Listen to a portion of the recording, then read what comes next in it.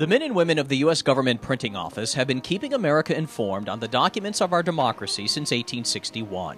GPO works around the clock to meet the printing and digital needs for the three branches of the federal government. Here in the agency's bindery section, employees are specialized in producing handcrafted, one-of-a-kind materials. The work that we're seeing coming out of our bindery steeps back in our tradition of nearly 150 years of providing some of the best quality work available in the world.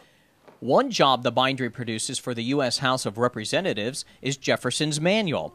This manual dates back to the 19th century when Thomas Jefferson composed a manuscript on parliamentary procedures for the Senate while he served as Vice President of the United States.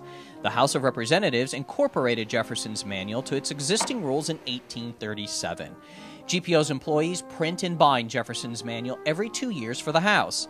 These bindery employees utilize their hand craftsmanship skills to produce 1,200 copies for the 111th Congress.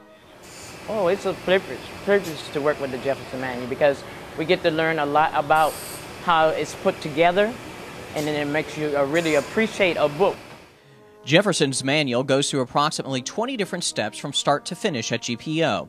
Once printed, all the copies arrive here in the bindery where the manuals are produced through several stages, some of which include inserting blue sheets to mark each section, marbling the manual's edges, assembling the leather cases, creating round corners, adding thumb tabs, and finally gold stamping.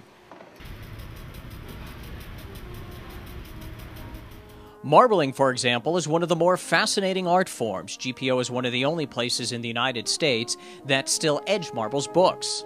Head forwarder Peter James leads the effort in marbling each one of the 1,200 manuals by hand. Marbling is a delicate process where acrylic paints are mixed with water, ox bile, and yes, fish glue.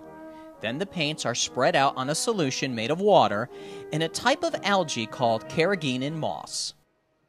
Then the books, which are already clamped, are placed upon the surface. They're just touched, and we let capillary attraction move the colors along the surface, and then each book is marbled one edge at a time.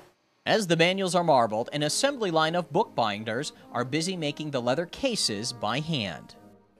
I have a piece of leather, the same size I cut for the books, and I glue it, and then I put the board on it, and the spine piece, center piece, and then I have to fold it, and so make the round corners.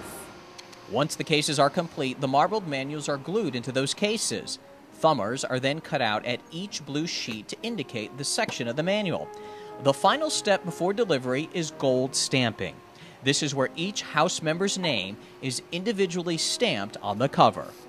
It's a very meticulous, requires patience and meticulous job. You have to focus, be very careful what you're doing.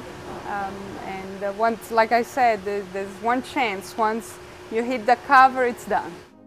Once that happens, proud GPO employees are ready to deliver Jefferson's Manual to Congress, knowing part of their unique hand craftsmanship will forever be part of our nation's history.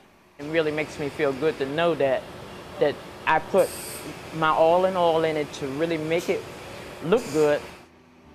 And the men and women of GPO's bindery are ready to put their unique skills to work on another important job for our government.